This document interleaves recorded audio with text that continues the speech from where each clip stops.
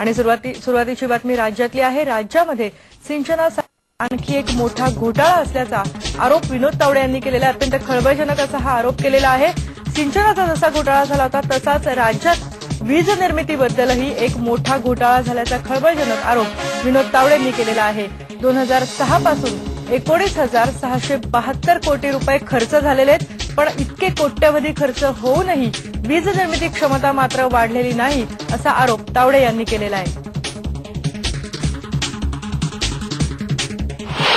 सन 2004 पासून 19,672 हजार कोटी रुपये खर्च होऊन सुद्धा महानिर्मितीची औष्णिक वीज निर्मिती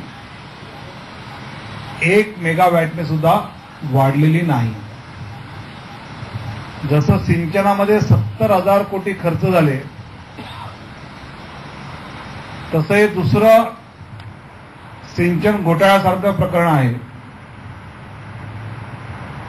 की ज्यामध्ये 19,672 हजार कोटी खर्च होऊन सुद्धा वीज निर्मिती 1 मेगावॅटने सुद्धा वाढली नाही। आणि आपल्यासोबत सध्या आमचा सिनियर करस्पॉन्डंट विनोद तळेकर आहे। विनोद, अत्यंत मोठा आणि गौप्यस्फोट असलेला असा हा आरोप केलेला आहे विनोद तावडेंनी। आणखी काय काय म्हणालेत विनोद तावडे? की विनोद तावडेंनी जो आरोप केलाय तो हाच आहे की जसं जलसंपदा खात्यात गेल्या 2 वर्षात जी प्रकरणं बाहेर आली आणि त्यातनं एक मोठा घोटाळा बाहेर आल्याचा दावा विरोधक करतायत, याची चौकशी सध्या सुरू आहे विविध स्तरांवर। तशाच स्वरूपाचा हा वीज निर्मिती क्षेत्रातला हा घोटाळा आहे। जवळपास 19,672 म्हणजे जवळपास 20,000 रुपये 2004 सालापासून गेल्या 9 वर्षात खर्च झाले।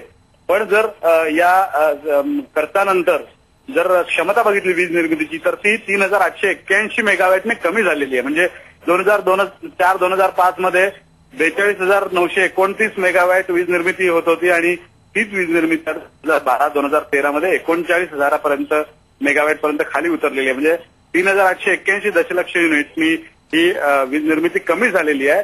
याचं नेमकं काय क्लेरिफिकेशन आहे मुख्यमंत्र्यांनी द्यावं, याची चौकशी व्हावी। जर एवढ्या मोठ्या प्रमाणावर खर्च झाला असेल तर नेमकं धोरण कुठे चुकतंय?